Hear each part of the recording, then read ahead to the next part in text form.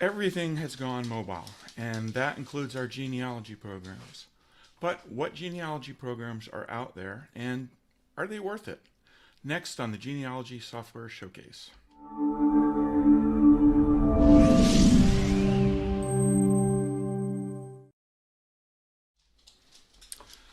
Hello friends, my name is Ed Thompson and I am your host on the Genealogy Software Showcase, brought to you by Evidentia Software. So today is going to be something a little bit special. We're going to take a look at genealogy apps for the iPad.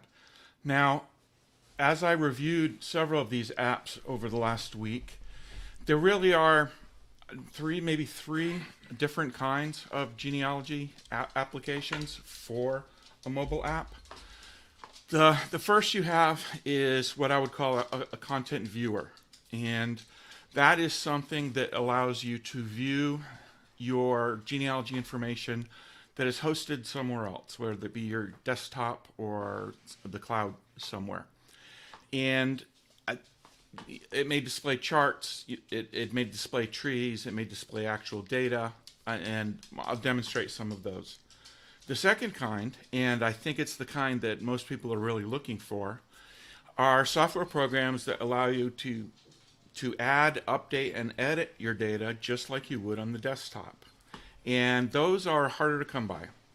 And then the third kind, well, there's DNA, and as I've said in other settings, I'm going to avoid DNA for now because that's a whole field in and of itself that I need to put a little more into.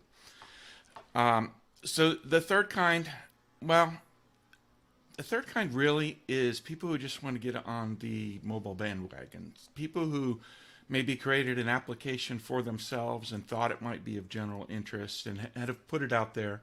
And not claiming any ill intent on their part, but they're really not suitable for a mainstream audience. So I'm going to go through as many of these as possible. We are, in some cases I might go a little deeper than in other cases, but the idea is to give you a feel for the types of genealogy programs out there, see what some of the best ones can do, and give you insight into maybe what you're looking for as you peruse genealogy software. Now, as luck would have it, my lawn guy just showed up. So hopefully that won't interfere too much with the broadcast, and I apologize ahead of time for that, but he's a little old Italian man and I'm not telling him what to do. So if you look on my desktop, let me explain what you're looking at. I'm actually casting the iPad to my desktop so that I can stream from my desktop. And if it's a little fuzzy, that's because I've decreased the resolution on that monitor so that everything's a little bit larger and a little bit easier to see. So we can go with really sharp and really small, or a little bit fuzzy and nice and big, and I opted for nice and big. So David Hopper, my lawn guy, would be moving snow today. Oh, I wish. I'm pretty sure this is the last mowing of the season, and it could snow tomorrow as far as I know. So the first program I want to look at and talk about, let me recenter my camera there. Okay. The first program, when I sit forward, I'm breaking it up. When I sit backwards, I'm breaking it up. First thing I want to look at is FamilyTree. And FamilyTree is a program that allows you to interact with FamilySearch FamilyTree. But it is a fully functional program. In other words, I can do on this application the same things that I would go onto the FamilyTree website for. And like the FamilyTree website, this app is free. So for those of you who do use FamilySearch FamilyTree, now one of the things I want you to notice is I have some messages. What is that? And why won't it?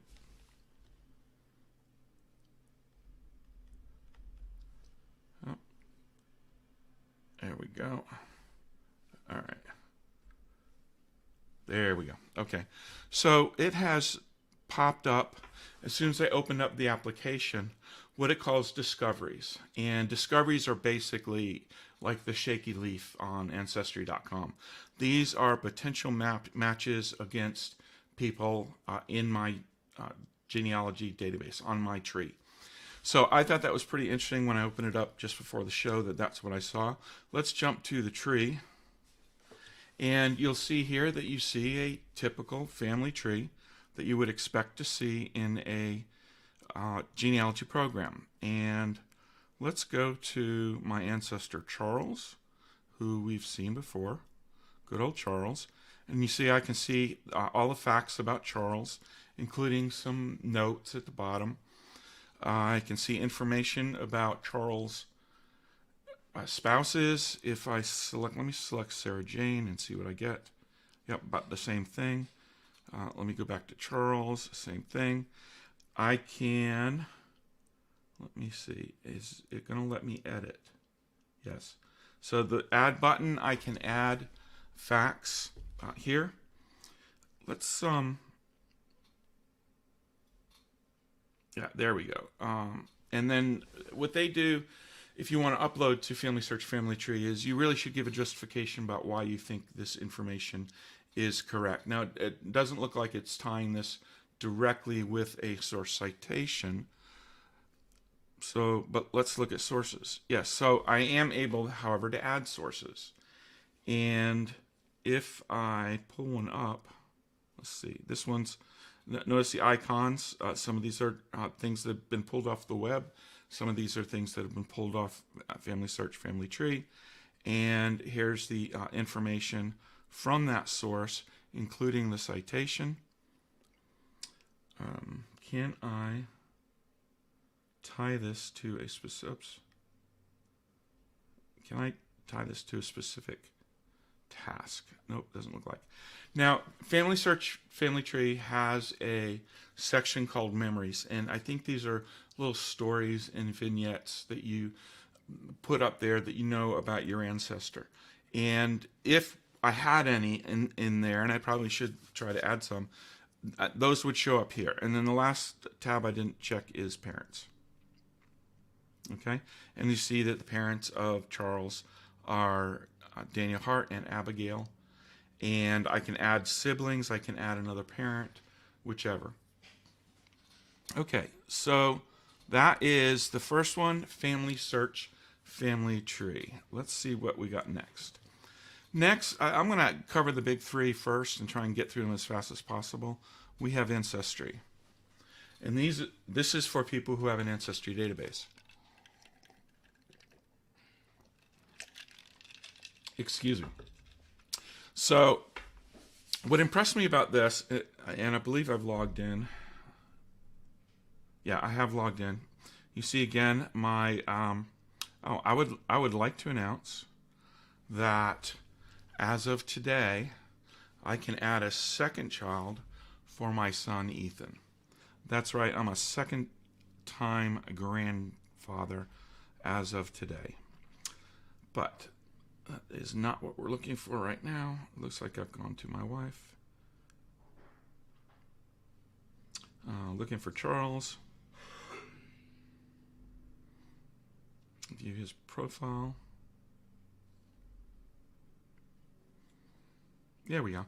And I can see very similar, except it's small, very similar to the information that I would see on the profile page for Charles on Ancestry.com.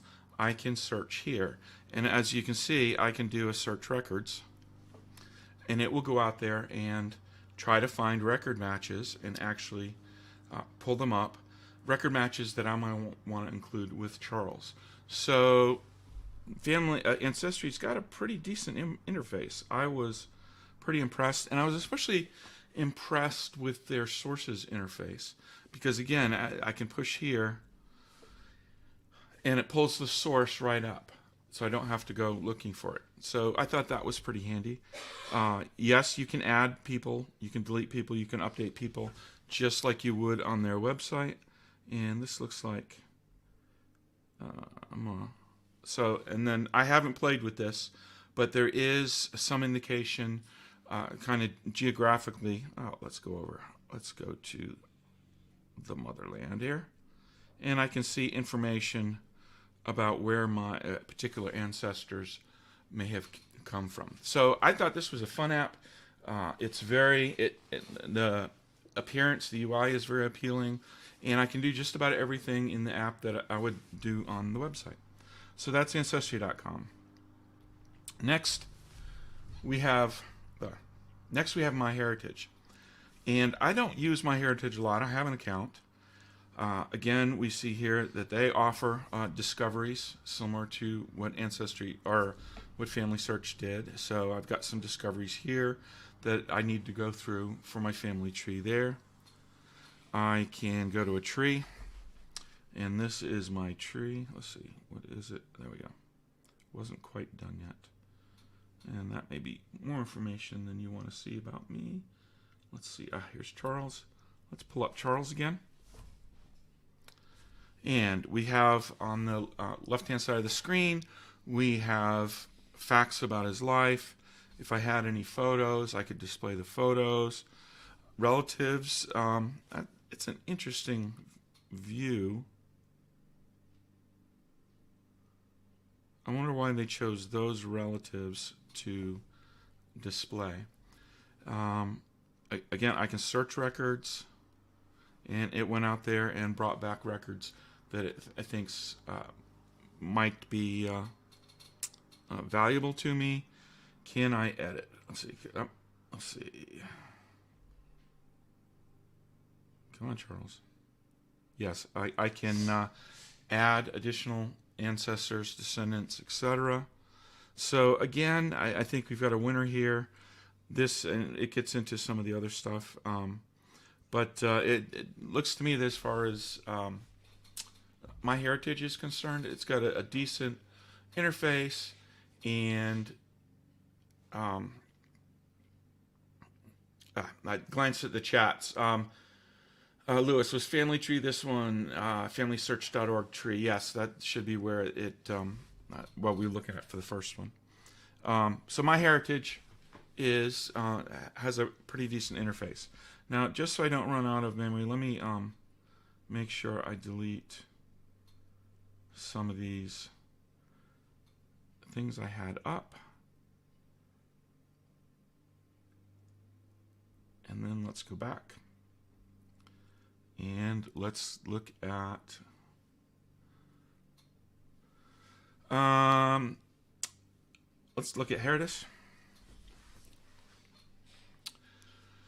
Now, Heredis has a desktop version, and we looked at that the first episode. They also have a online presence, and you can subscribe to their online family tree program.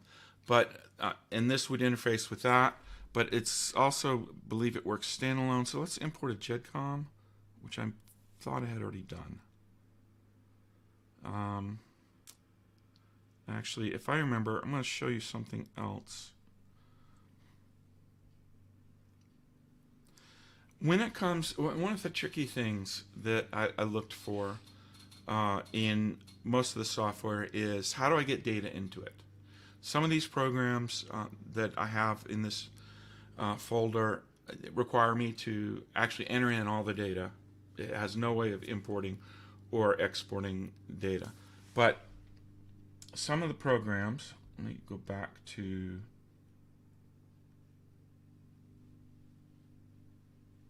where is my Dropbox? There we go. What some of them doing are they're requiring you to start the program from the screen that I'm about to show you. So if I scroll down, now this happens to be Dropbox. A lot of them are going to work in Google Drive and iCloud the same way. If I go down to my GEDCOM file and I select it, I have it actually pulls up what the header of the GEDCOM file looks like, and I hit, let's see, let me hit share. Okay, it's not share.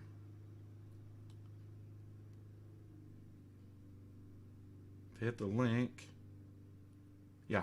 So if I hit that little chain, the link, then it allows me to say, okay, what program do you want me to use to open this? And I believe Heredis is one of the options now, since I added it. Oh, watch me be proven a liar here. Okay, I know how I need to get there. So if I click on, I'm in the right place, but if I do open in, this should give me access to all of my applications and not just, yeah, there we do. It gets down to, after it shows you programs, it gets down to a copy to section. And if I copy to Heredis, it's really the same thing as saying, I want you to open up this file in Heredis. I'm going to name my new file that for now.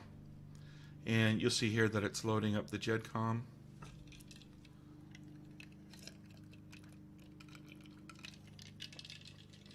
Now with the other programs, with Ancestry and FamilySearch and MyHeritage, I already had databases out there on their systems, and that's the data that they pulled from.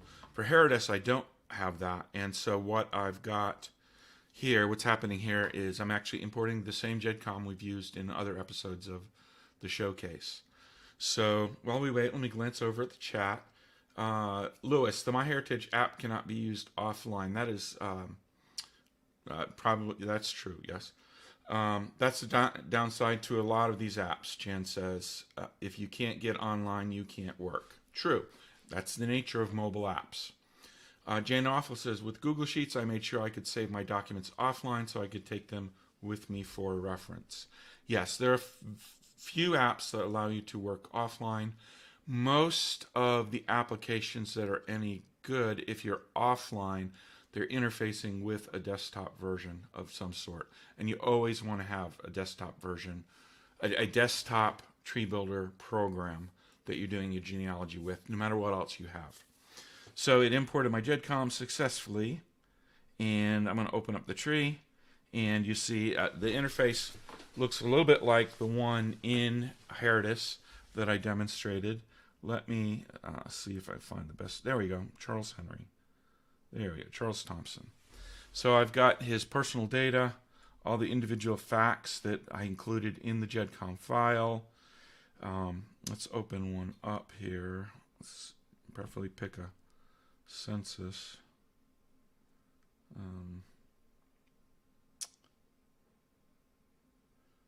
Yeah, let's pick one of the birth ones. Okay, yeah. So these, they're not actually showing me the sources because I didn't import any media, but was this one of the ones that would let you import the media? Edit allows me to edit facts about, facts about Charles Thompson's birth in this case, and I can add sources. I can add new sources. Here it would allow me to, what is it doing here? It, choose a matching source. Is it actually going out to Ancestry? I'm not sure. Got to play with it more, but let's go to charts. So here we have a themed tree chart. I know it's a little bit hard to read. Let me, yeah. A nice themed tree chart there. Do they have other kinds of charts? And if so, how do I get to them? Oops. Tools. Okay, the synchronization, by the way, is for synchronizing with their website. Index, that's just kind of facts list as it was. Charts, let's go to, is that the only chart they've got under charts? Themes. Oh, I can change what kind of trees I want in the background. 4 generations there, 5 generations, and 6 generations. So it's got some basic charting functionality. Again, I would consider this pretty fully functional in that I can update and add, delete people, and I can update and add, delete sources. So this is the first one that I paid for. It was $29.99.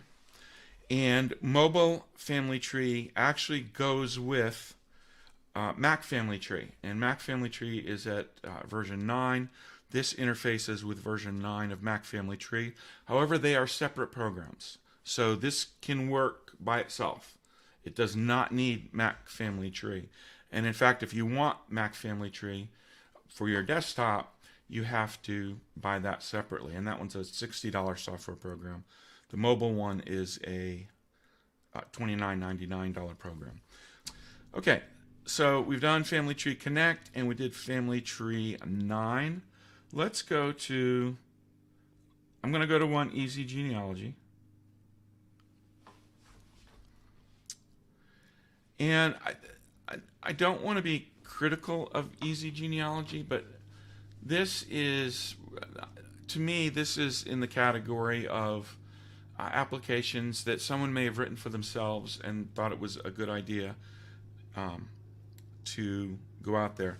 As you can see here, there are advertisements at the bottom. I have to build out the whole tree myself on this site. I couldn't find any way. Oh, if I had an Ape Apps account, which I don't know what that is, and I can add. So I can add some information about persons here, but everything I'm interfacing with in EZGenealogy is basically just I've input the data in EZGenealogy. I don't see any good data sharing options for this. So I didn't think this was a great program. Yeah, it was okay. I mean, it works. It's not non-functional, but it would not be my first choice if I was looking for a genealogy app on the find a way to get out of there. There we go. All right. Yeah, I'm not a family. I'm not an iPad guru here, but such as it is. Another one I kind of put in that category was Quick Family Tree. And I did, yeah, I had trouble. I thought the interface was interesting with these little boxes and such, but I actually had trouble. There's supposed to be a way to import a GEDCOM into the program, but I couldn't find it. And I'm going to go back to that Dropbox. I still have my Dropbox instance up. No, I closed it. Give me just a second here. That's the problem with not pre-recording everything, is you get to see behind the scenes. All right, I'm going to open up my program again and see if it will let me open it up in that program. There we go. And I go to the link. And I do an open with. I do more. More. No, I don't want more. I want, yeah, I do want more. Scroll down to where it's doing copy to, and I'm going to do, and that program is not there. So I played with this particular program a little bit yesterday.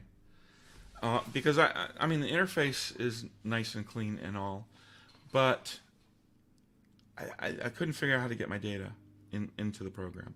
So I'd have to spend some additional time doing that. And one of the things I kind of grade some of these programs on in the showcase is, if I load this program up as a typical user, how easy is it without reading a manual to do the things that I would expect this program to do for me? And other than add one person at a time and build out the tree, I like the interface. If I had more time to spend with it, maybe I'd like the program more than I do, but I couldn't find an easy way to get my data into the program except to enter it. So let me take a break here and make sure I'm not ignoring any questions in the chat. Karen, you would, if you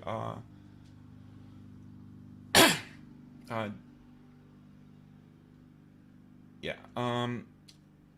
conversation going, I can't imagine not having a desktop. And Catherine, you would if you were on disability and your computer died. Well, true that. So hopefully we're kind of showing you some of the things that you could do just on the iPad.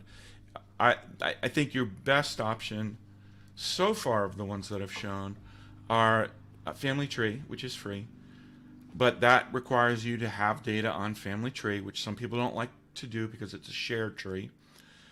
Ancestry or MyHeritage, if you've got an account there.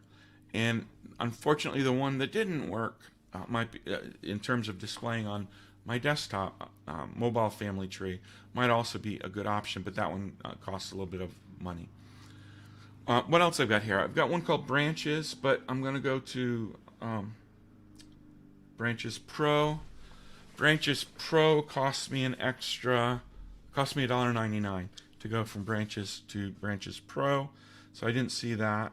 And this one allows me, it's displaying a tree, and it allows me using the finger, where's my camera? The two finger thing. It allows me to enlarge. I can choose to display the facts or events, or not display events, to give details. Well, I don't know what the detail one is. I can set different root persons. I can choose to include their age. Bunches, I played with bunches for a while, couldn't figure out exactly what that was for. It does have an interface to search FamilySearch, but I couldn't get it to accept my credentials. So it would have been great to show off this program, but I really couldn't get it to work with FamilySearch because I couldn't get it to accept my credentials. And I did give it a try. Under Views, shows me other people that I can display. Let me pick another name. It just displays her. And then once I've got a person, I can display the family view. I picked a bad example there. Let me go back to Home, Views, Detail. All right, how do I get back to my tree here?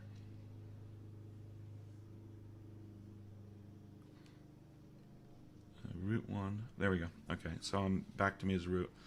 Let's go back to Charles, because I want to show you one other thing about him. I can do, so I've got a family view option, a descendant view option. So this is showing me his families. He had 2 wives. Come on, fat fingers. It gives me a descendant view option, which I thought was a little bit interesting, but basically it's just a list of all his descendants and their wives all the way down to me. Yep, that's good. I can do FamilySearch, but again, I couldn't get to that. I don't like, let me go home. There we go.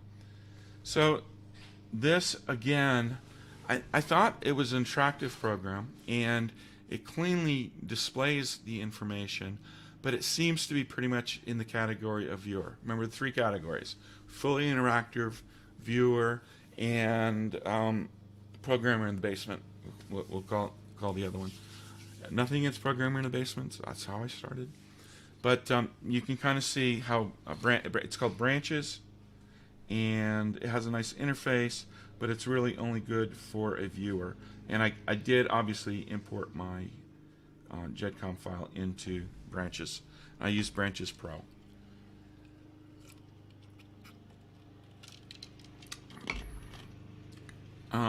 Let's see what else we got. We got one here called TreeView. And it is requesting that I have a TreeView account, which I don't. So this is going to be of limited use to me. MyGenealogy. This one also kind of impressed me. You'll see in the lower corner, there's an advertisement. I would have to add and build out these people, and I don't see a way in this program to import data. There's one here, Geneanet, but this requires you to have a Geneanet account.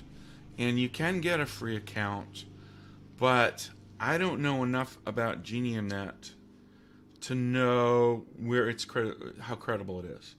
What I did notice when I went on to the Geneanet website was that I think what it is it's a collection of family trees, and that's it. And you can basically search other people's family trees. If you have a paid account, you can view your own and do some minimal searching with a free account, but it's mostly looking at trees, looking at other people's trees. And they have a huge collection of trees, but you're not looking at actual records. And I think if you're really doing real research, you've got to have the ability to search for source records. Lewis Kessler, Geneanet is very credible. They are a French site. They also allow DNA uploads. Thank you for that, Lewis. And I mentioned that in the blog entry for this. When I tried to get help, everything went into French. And that may be a setting in the program, but I couldn't find how to change settings. So it, and Lewis is collecting me that Geneanet does have a big record collection. Okay, so that's something I'm going to have to spotlight and showcase in the future. Once I get to showcasing some of the online services, I'll include Geneanet in my showcase. But in terms of mobile app, that seems to be a mobile app for interfacing with Geneanet. So there's a strong link there. Next, let's do RootsMagic, which I haven't done. And I have already imported a database, and it does have a Dropbox interface, so it's automatically pulling up my RootsMagic data from my Dropbox account, which is as I would want it to be. It loaded up, and this is, it's colorful. This looks a lot like a simplified version of RootsMagic itself. So let's dig into this. Let's find Charles. And I can set Charles as my root person. I can view his parents and spouses. Let's do full view. And I see here a list of facts. And it's pretty much what I've got there. Let's see. Oh, wait a minute. I see what I'm missing out on. Let's do this one. I can look at the sources, which, okay, that's a bad source in my data. I can look at media, but I don't have any media for him. Had I imported the media during the GEDCOM import, I could have. What was this? Let's look at media. Not sure what I was trying to pull up there. Here's a halfway decent citation that I have in RootsMagic, etc. Now, what I'm not seeing in this program, and I think I'm correct in this, it's why I don't use it more, is I'm not seeing the ability to add, edit, or delete. This seems to be mostly a view my RootsMagic database application. So it falls in that second category of view only. It's not one of those add, update, deletes. This really is meant to be a companion program for those of us that use RootsMagic. So it really has limited use. Sorry, Bruce. Limited use. You have to have RootsMagic database and then store it on the cloud to be able to interact with it from here. And it's not an add, update, and delete program. It's a viewer. Okay, let's hello.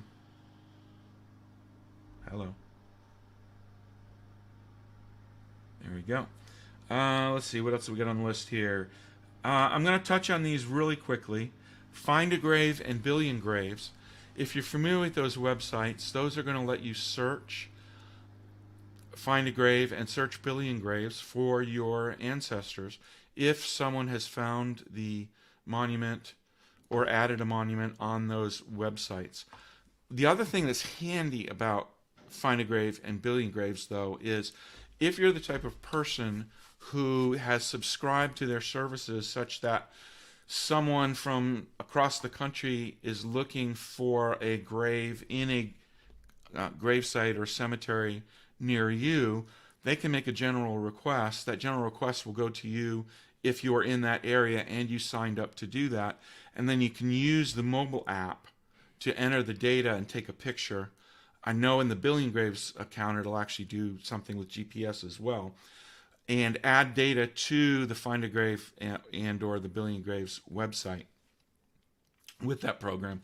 And that is the main use of these two programs for genealogy on the iPad or the iPhone. But I did want to show it. What else we got? I've got Who Do You Think You Are down here. And this is mostly an interface with their magazine. So it falls into that view-only category. That there really is probably a fourth category of view-only subscriptions.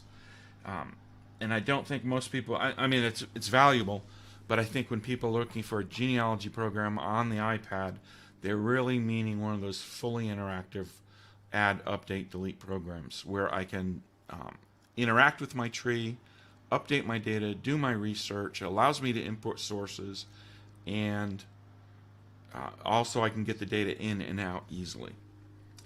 Let's see what else here that I've glossed over. TreeViews, memories. Really quick, the purpose of memories is it interacts with your FamilySearch family tree free subscription, and if you have entered those memories, and as I told you before, I don't have any in my database, but if you did, you can interact with the memories for your ancestors. Let's see what it's got here for mine. So, well, there's my mother. Yeah, so I don't have any memories for my ancestors on here, so that's limited use. But if you are a FamilySearch family tree user, as I am, and use it more than I do, you could find the memory ones valuable.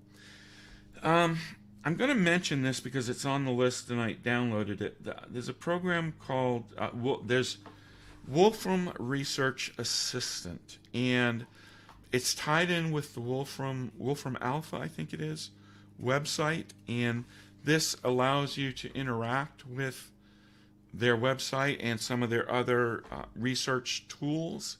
However, I have not had a good chance to research Wolfram itself, but as you see here, this is supposed to be a research assistant for Wolfram, and I'll look more into that when I start reviewing websites as applications. Oh, I know. So those are the ones I found early. Now, remember I was telling you about the next Netflix paradigm where you pick a movie and it shows you other movies you might like? I didn't know Reunion had a program because it didn't show up in my search. But here I have there's a program called ReunionTouch, and let me just use their sample database. I'm going in blind here because I have not, I just found this last night and didn't have a chance to research it, but it looks like they've got a family tree for the Kennedys. And let's pick John F. Kennedy. Let me go deeper. Edit person. Okay, so this will allow you to update, add, and delete, so it falls into that category of programs. I suspect it's mostly valuable if you're also using Reunion on the Mac. I did one extra showcase of the basic functionality of Reunion on the Mac. I haven't done a deep dive on it yet, but if you are a user of Reunion, this may be an option, although it looks like it is a standalone program. And it will also interface with a Dropbox account, and I think Reunion may offer an online account as well. So I didn't want to miss out on that. And then, although there was a Heredis program that I already tried to pull up, this one, they had a separate app for the 2020 version and the 2021 version. But this looks pretty much like what I had before with Heredis. So there is a 2020. There is a version of the program specifically tied to their new 2021 version, which just came out last month. So if you've got questions, start queuing them up. And we're going to bring this to a close soon. I just want to double check and make sure I didn't miss something I meant to cover. Okay. So, Geneanet is very credible. Thank you, Lewis. TreeView is the companion app for the UK site, The Genealogist. Thank you, Jan. Lewis answered a question about his Geneanet mostly European records, and we're not sure on that, and I'll try to do a showcase on that in the future. I read that ReunionTouch is only available for use with the full version. Let me go back to it. I haven't logged in or tied this in. I don't have my Mac up right now. I don't have the program running. Let's see. Let me see what it's got for people lists. That's just views. Yeah. Like I said, Catherine, I wasn't able to play with ReunionTouch very much or do the background research on it because I just found it last night. And I wanted to include it in the list, but obviously in this kind of roundup, I can't, unless I do my research ahead of time, I'm not able to really speak to it. Okay, do we have any other questions? Now, some people are asking, not here, but on the website, well, what about Android apps? And I want to do an episode of the Genealogy Software Showcase on Android apps. I started with the iPad apps because someone specifically asked me on behalf of a friend what kind of iPad apps were available. It's going to be a separate list when we move over to an Android tablet. And I don't currently have an Android tablet. I have an Android phone. I'm going to have to play with how I can cast that to the screen and see what they have available and how viable it is to use my phone to do this casting. So let's step back and summarize. We have more than a dozen applications on the iPad. There are fully functional interactive apps. There are viewers only, and there are a lot of little hobby projects where people, a developer wanted to develop an app and approached it from the way he views things, and they may or may not have universal appeal, but they may or may not appeal for you. You can search for these applications on the iPad itself.